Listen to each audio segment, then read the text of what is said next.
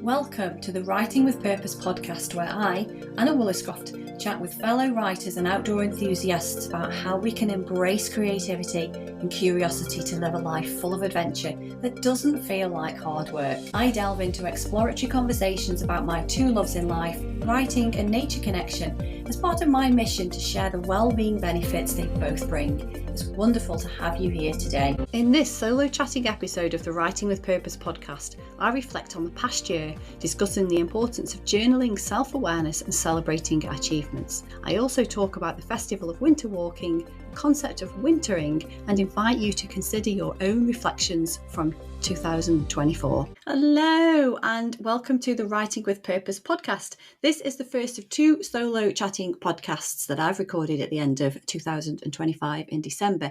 And in this episode, I am solo chatting with you about the Festival of Winter Walking, the concept of wintering, and 2024 reflections. So I want to use these two episodes to share some reflections for the year that is now behind us.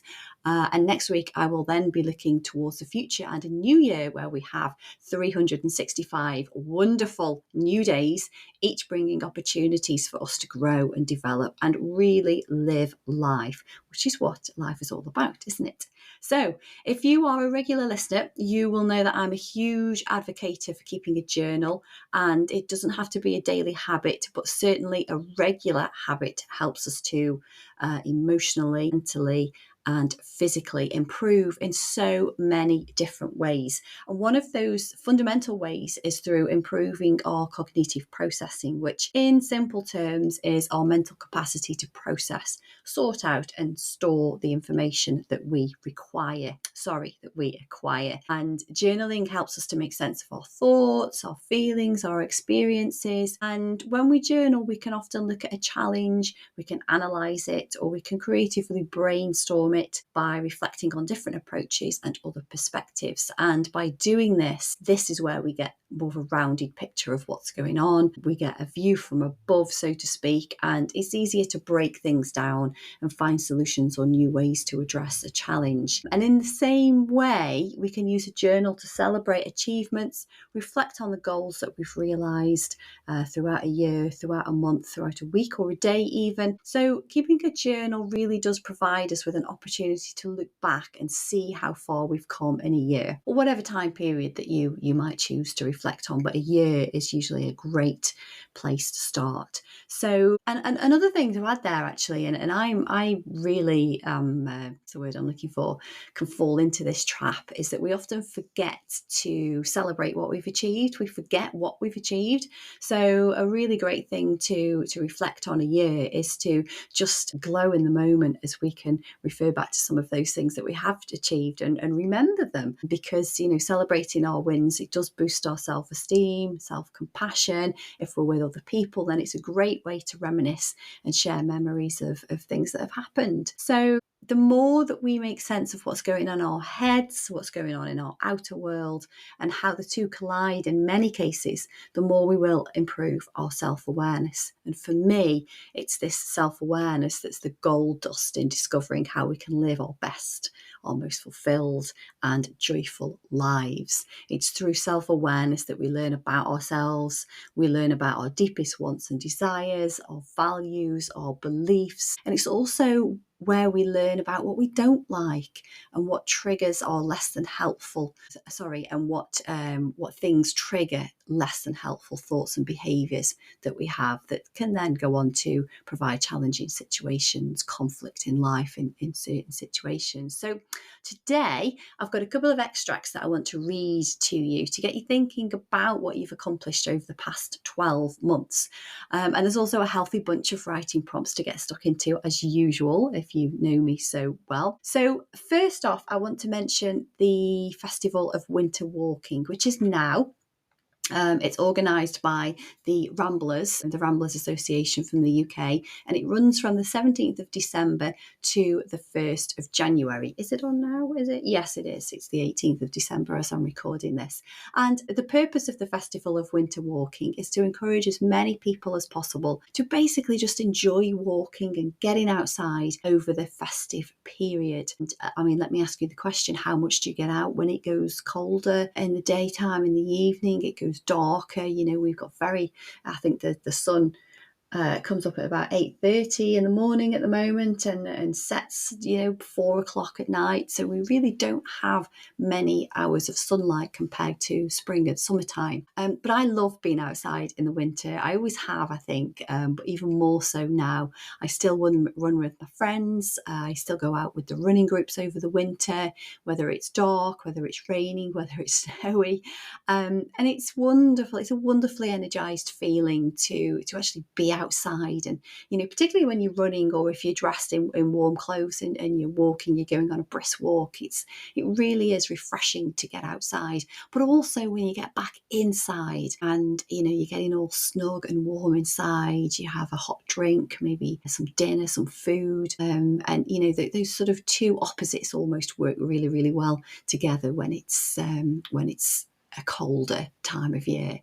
So, and I've got a Christmas Eve trail run in my diary. I've got a possible park run on Christmas Day, depending on which local park runs run an event on Christmas Day. And I've also got a Boxing Day little trundle around the town. So that's me and my partner. We're making the most of the crisp, cold days in the wintertime. And yeah, I hope that I invite you to do the same. And I just want to read out some of the reasons why the Ramblers suggest winter walking is beneficial. So they say, why walk in the winter? Okay, we know it's tempting to stay indoors when the temperature plummets, but there are so many great reasons to get outdoors. Number one, seasonal treats are even better after a stomp outdoors. A mug of hot chocolate or mulled wine will taste oh so good when you come in from the cold. And I think that really is true, because, you've been outside, your body's probably working slightly differently on a physiological level. I don't even know if I said that right, because you're outside. But then when you come inside, there's just so many nice things for you to enjoy, and kind of make a whole experience is about it. So I'm definitely on board with that one. Number two, it will give your mental health and well-being a boost. A walk in the fresh air can be the perfect answer to reducing stress levels at a busy time of year. And it is a busy time of year, isn't it? Let's face it, the traffic to get from A to B at the moment is just horrendous outside. Even with online shopping and everything we can do online, everybody just seems to be out and about.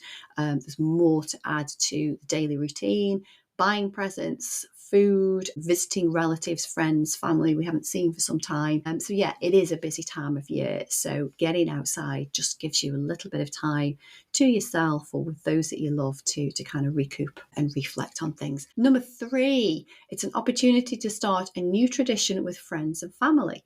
Whatever you're celebrating, adding a winter walk into the festivities makes the perfect annual tradition.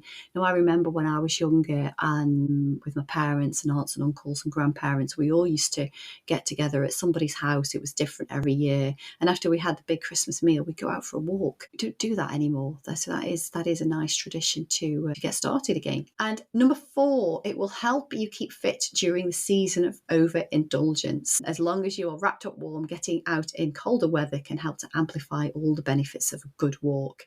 And yes, that is true. We can tend to overindulge a little bit. There's a lot more sweet treats around or fatty foods that are around. And yeah, just what is it that they say? There's no such thing as bad weather. It's all about bad clothes. So if you have warmth, you've got a hat, you cover your ears up, why not get outside and have a walk? And especially to try and keep fit, because we do overindulge a little bit more and probably not get out as much doing exercise in general because of the colder weather and the darker days. Number 5, you can discover your local Christmas lights. From the subtle and magical to the weird and wonderful, get on a walk to see what you can discover. Now, Christmas around here just seems to be getting bigger every single year with the lights outside the houses. You know, there's so many winter festivals that are going around, light switch-ons, carol singing. There is an abundance of things to get out and discover. And even if it's just going for a walk around your local estate, there is a lot of festive lights. There's a lot of characters. You know, people have got all of these inflatables that go up at the moment, which are lit from the inside. It's nice. It's nice to have a wander around. Here we have a lot of the local tractors go on a little tractor run. There's also Santa that goes around on the back of a tractor, going around a lot of the different roads throughout the couple of weeks lead up to Christmas. So there is a lot for you to see, and, you know, take a torch if you need a torch, wrap up warm and go out and have a look and see what your neighbours are doing. It will guarantee to generate conversation and have a lot of fun. So number 6 on the list is a chance to meet new friends. If you want some company, we're here for you. Why not join one of our short, free Ramblers Wellbeing Walks? Now, I'll share the link for this in the show notes, because there is a link here where you can go on and have a look at some of the walks that are organised by the Ramblers. And I think you'll probably find that if you did a little bit of searching online, on social media, there would be a lot of local organisations. The Wildlife Trust put quite a lot on before Christmas, and there's lots of other nature organisations. You've got the Canal Trust, there's the Woodland Trust, there's so many charities as well that do Christmas runs or Santa runs, Christmas jumper runs, which are probably past by now, but there's a lot going out there where you can join other people and spread your wings with meeting new friends and having good conversations, of course. Number 7, and this is the final one on the list, is frost and snow can turn the countryside into a winter wonderland. Don't miss the opportunity to walk in nature at its frosty best. Now, I love taking photographs when there's the frost glistening on a hill or the trees. I think there's nothing prettier really than when that happens. And of course, it's usually first thing in the morning, but even better when you've got a sunrise as well. There is just so much wonder that you can just appreciate when you're outside. So, I would love to invite you to have a browse on the Ramblers website. As I say, I'll share the link in the show notes. Also have a look and see what sort of places are suggested for you to visit and what to look out for. So I've got some prompts that sort of tie all of this together. Now, feel free to pause this podcast, rewind some sections to have a listen to the prompts and go through them one by one if you feel called to do so, or come back to the recording whenever you're ready. So some prompts for you about winter walking. When you're outside over the Christmas period, what brings you joy? Consider what you see, what you hear, what you smell, what you feel, or even taste, and write about these things. And why do these things bring you joy? Where are you and who are you with? And then on the flip side, I invite you to consider what aspects bring you displeasure when you're out over the Christmas period. And consider why this may be, and see if you can uncover any triggers that you can journal around to perhaps find a different perspective. Okay, so moving on, what I would also love to read to you is a poem from Donna Ashworth, Wild Hope.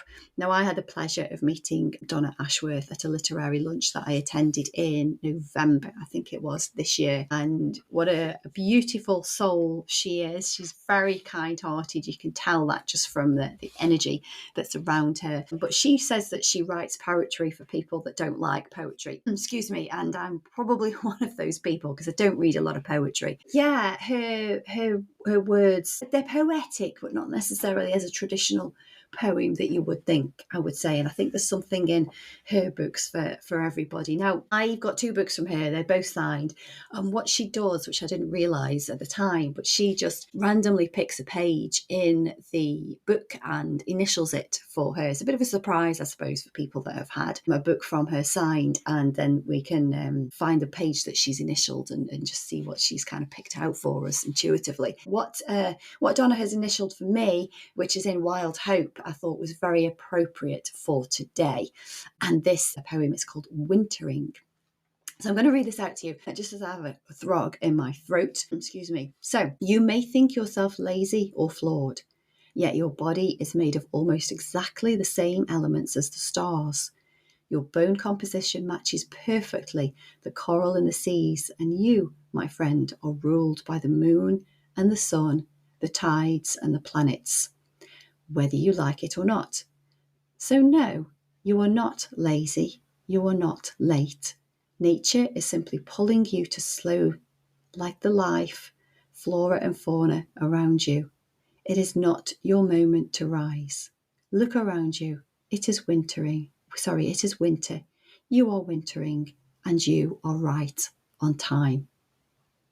Isn't that beautiful? So yeah, wintering. And there's another author called Catherine May who's written a book called Wintering, and she uses the concept of wintering as a season in the cold. But this also could be referred to as maybe a period in life where we feel some way left out in the cold, maybe sidelined or cut off. So there's different ways of kind of viewing this concept of wintering, and it's interesting to think about it this time of year, because quite often we do hibernate a little bit in the winter. We do sort of wrap up warm a little bit, stay inside a little bit more, and is it necessary to do so? Could we not just get outside and enjoy things more? Or actually, is it our bodies calling us to just slow down a little bit and take some time? So I have some more prompts for you based on the concept of wintering. So number 1, what does wintering mean to you? And just free write around that word wintering. And then pick a phrase out of the next 2 that resonates with you and write about it. So number 1, where in life do you feel lazy, flawed or late? Or perhaps this one resonates more with you. Number 2, in what ways do you feel sidelined, cut off, or left out in the cold? Again, feel free to pause this podcast or write them down and refer back to these prompts whenever you have some time. But this is an invitation for you to think about some of these things. You don't have to, it's more of an invitation for you to see what lands. And a couple more prompts. What trends can you spot, such as places, processes, situations, people, perhaps, that can link to one of these phrases that you've chosen? And finally, consider how these feelings could instead perhaps be a message to slow down, take some time, and rest or rethink. Now, at the start of this podcast, I mentioned reflections. A year end or even the end of every month is a great time to reflect on what you've been through, both as lessons learned and also for what to celebrate. And a brilliant way to start this is to spend some time looking through the photographs on your phone or social media. And I guarantee that you will have forgotten a lot of the incredible experiences that you've had and the wins that you've made. So this will be an exercise or an activity that you'll probably find very enjoyable. I know I certainly do. And better still, you can do the activity with friends or family so that you can reminisce in more detail about what's happened, what you've shared together, what memories you've built together. So spend some time. Again, this is an invitation for you to either pause the podcast and do this now, or to make a note of the idea around the activity and come back to it. So what I'll start with, just giving you a few reflections from me that I've kind of gone back and sort of celebrated that I've completed, I've achieved, or I've overcome. So 2024, just a couple of months ago, I completed my master's in creative writing and wellbeing. That was a lot of hard work for me, but it was thoroughly enjoyable. And obviously haven't had the final marks from the board, which is next year now. But of course, I've had sort of preliminary marks, which were all good. And at the end of the day, I can say that I've completed and I've been awarded a master's. What else happened for me in 2024? I rekindled my love of reading and I expanded the genres that I consume. And I've been very lucky that some of the people that I've read are guests next year on the podcast. So I shall share a lot more about that in the episodes to come. But I thoroughly enjoyed reading. I used to read as a child, and it's the love of that has massively come back this year, partly because of the university, but also because I've made a commitment to myself to keep reading.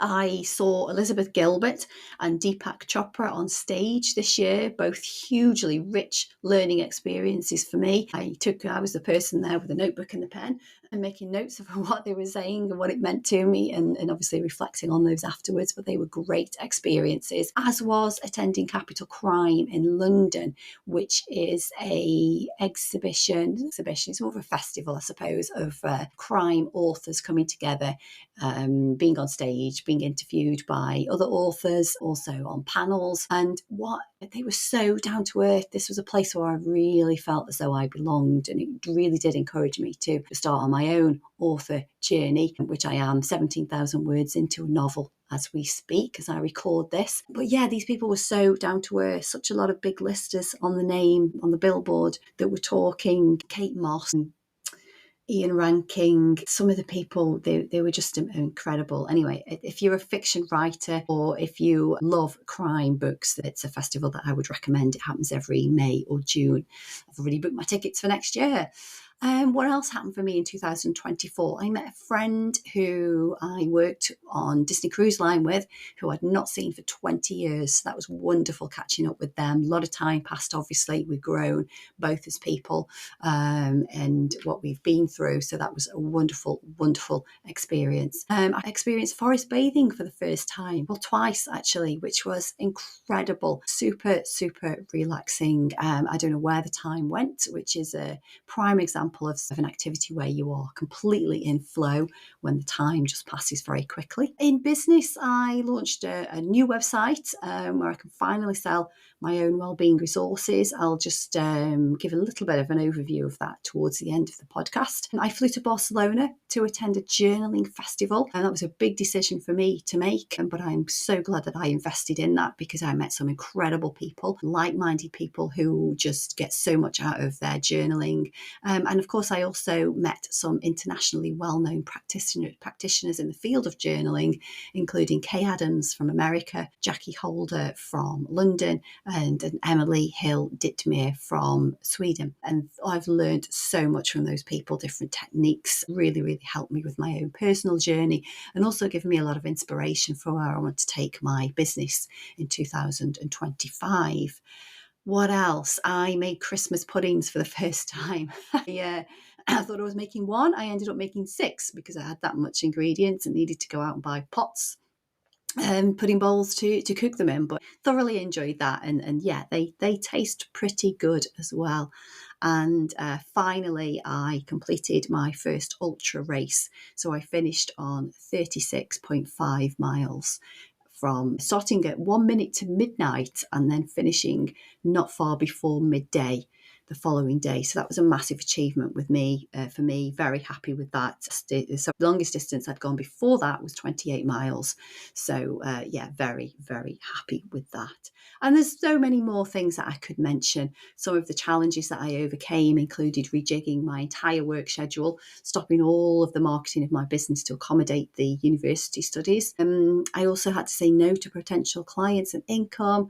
And I, of course, had to put together a training plan to make sure that I was going to bag a medal for the ultra race. And without the training, there's no way I would have reached that distance either. So, a lot of challenges overcome, but 2004 for me, 2024 for me was a real big year of achievements. So hopefully that's given you some inspiration. Now over to you with some more journal prompts. So I would like to invite you to scroll through your phone and pick some images that capture your biggest wins from 2024 and write about them.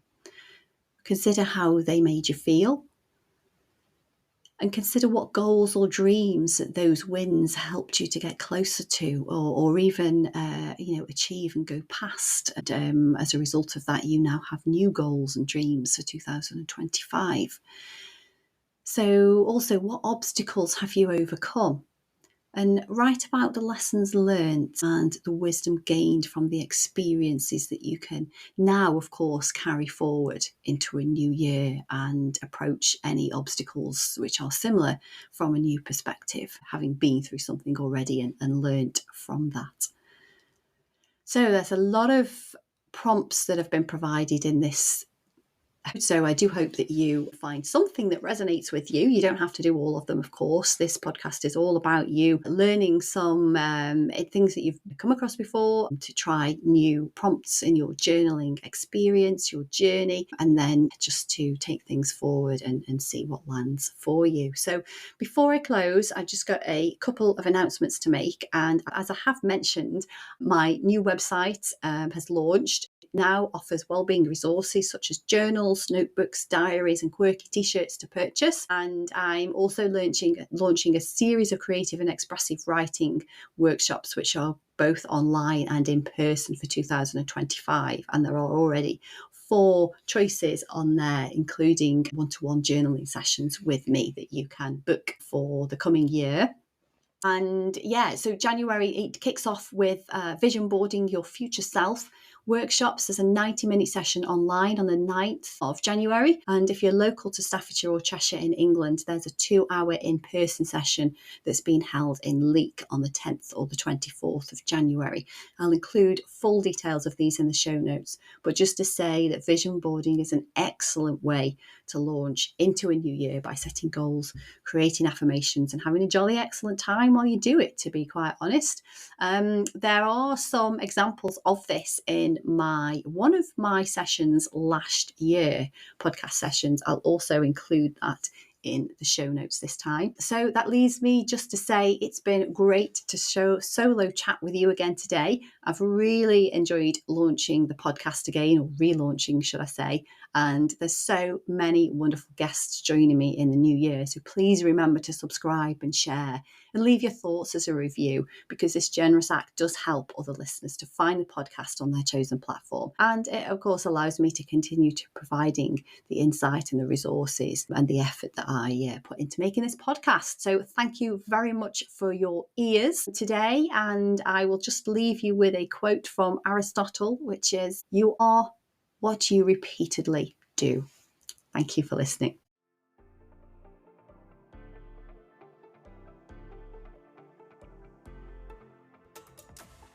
Thank you for listening to today's Writing with Purpose podcast. Having conversations with fellow writers or adventure enthusiasts brings 2 of my biggest loves in life together, writing and nature connection. I've been a copywriter and content creator for 23 years, but my passion is writing for well-being, and I'm on a mission to share the benefits that putting pen to paper has for personal wellness with as many people as possible. If you want to learn more about writing for your well-being and journaling techniques, please connect with me in my Facebook group, Journaling with Anna.